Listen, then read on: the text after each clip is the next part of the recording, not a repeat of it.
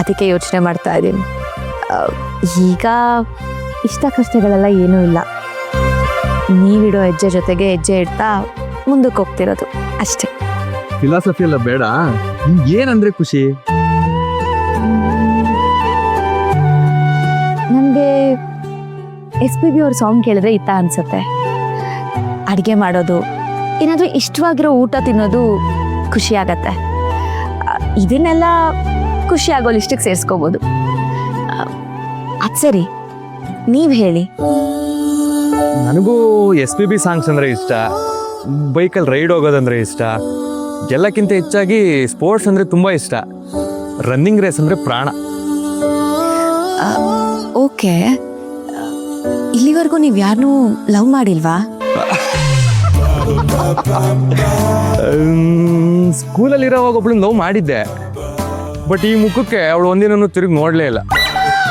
ಆವಾಗ ನಾನು ನೋಡೋಕೆ ಅದೇ ಥರ ಇದ್ದೆ ಬಿಡಿ.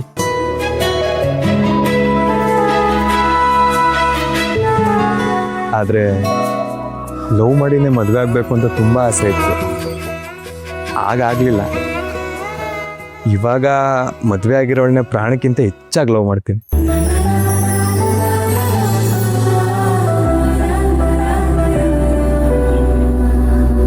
Ice cream ice cream ice cream ice cream ice cream ತಿಂತೀರಾ? ಬನ್ನಿ.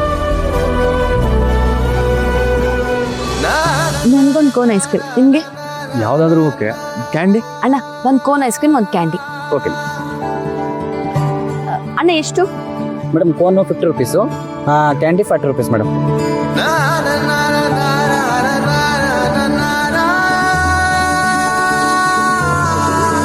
ಐಸ್ ಕ್ರೀಮ್ ಅಂತ ನನ್ನ ಆಲ್ ಟೈಮ್ ಫೇವ್ರೆಟ್. ಒಂದ್ಸಲ ಮನೇಲೂ ಟ್ರೈ ಮಾಡಿದ್ದೆ ನಿಖಿಲ ಕೋಕಿಲನ್ ಜೊತೆ. ಆದ್ರೆ ಏನಾಯ್ತು? ಹೋಯ್ತಾ? ಇಲ್ಲ, ಒಂದು ಮಟ್ಟಕ್ಕೆ ಬಂದಿತ್ತು. 10ಗೆ 7. ಅಣ್ಣ ಎಷ್ಟು ಹೇಳಿದ್ರಿ? ಮೇಡಮ್ 100 ರೂಪಾಯಿ. 100? ನೀವು ಹೇಳಿದ್ದು ಕೋನಿಗೆ 50, ಕ್ಯಾಂಡಿಗೆ 40, ಅಂದ್ರೆ 90 ಆಯ್ತಲ್ವಾ? ಮೇಡಮ್ ನಾನು 50-50 ಅಂತ ಹೇಳಿದ್ದು. ನೀವಾಗಲೇ ಹೇಳಿದ್ದು 90 ರೂಪಾಯಿ. ಇವಾಗ 10 ರೂಪಾಯಿ ಜಾಸ್ತಿ ಕೊಡಿ ಅಂದ್ರೆ? 10 ರೂಪಾಯಿಗೆ ಎಷ್ಟು ಮಾತಾಡ್ತೀರಾ ಮೇಡಮ್? ಅಣ್ಣ, ಹೀಗೆ ಹೇಳ್ತೀನಿ ಅಂತ ತಪ್ಪು ತಿಳ್ಕೊಬೇಡಿ. ತಪ್ಪಾಗಿ ಮಾತಾಡ್ತಿರೋದು ನೀವು. ಇಲ್ಲಿ ದುಡ್ಡಿನ ಪ್ರಶ್ನೆ ಅಲ್ಲ. 10 ರೂಪಾಯಿ ಬೇಕಾದ್ರೆ ಜಾಸ್ತಿ ಕೇಳಿ, ಆದರೆ ಸುಳ್ಳು ಹೇಳಬೇಡಿ.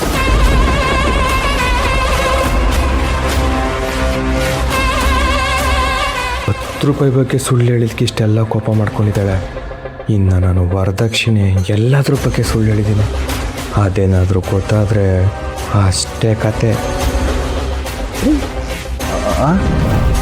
ಏನು ಯೋಚನೆ ಮಾಡ್ತಿದ್ದೀರಾ? ಏನಿಲ್ಲ. ದುಡ್ಡು ಕೊಡಿ. 100 ರೂಪಾಯಿನೇ ಕೊಡಿ. ತಗೊಳ್ಳಿ ಅಣ್ಣ, 100 ರೂಪಾಯಿನೇ ಇಟ್ಕೊಳ್ಳಿ. ಆದರೆ ಇನ್ನು ಮುಂದೆ ಸುಳ್ಳು ಹೇಳೋ ಅಭ್ಯಾಸನ ಬಿಟ್ಬಿಡಿ.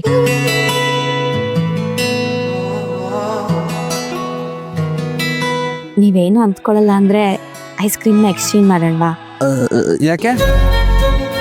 ಏನಿಲ್ಲ, ಇನ್ಮೇಲೆ ಜೀವನ ಅಂದರೆ ಹೀಗೆ ಅಲ್ವಾ? ನಿಮ್ಮಿಷ್ಟನ ನಾನು ಇಷ್ಟಪಡಬೇಕು, ನನ್ನ ಇಷ್ಟನ ನೀವು ಇಷ್ಟಪಡಬೇಕು. ಅದು ಇವತ್ತಿಂದ ಈ ಐಸ್ ಕ್ರೀಮಿಂದನೇ ಶುರುವಾಗಲಿ.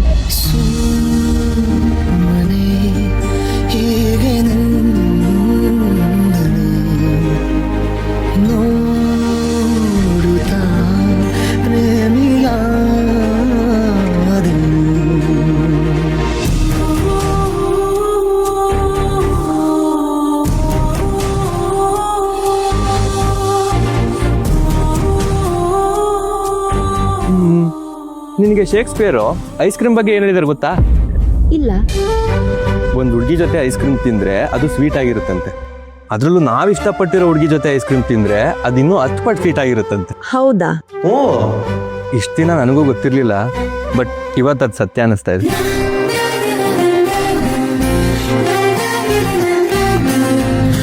ಶೇಕ್ಸ್ಪಿಯರ್ ಹೇಳಿರೋ ಇನ್ನೊಂದು ವಿಷಯನೂ ಸತ್ಯ ಅಂತ ನನ್ಗೆ ಇವತ್ತು ಗೊತ್ತಾಯ್ತು. ಯಾವುದು?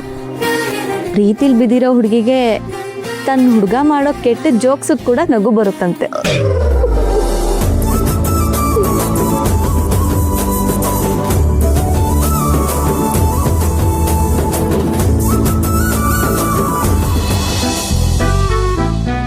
ಸದ್ಯ ಡಿಯೋಡ್ರೆಂಟ್ ಸ್ಮೆಲ್ ಇಲ್ಲ.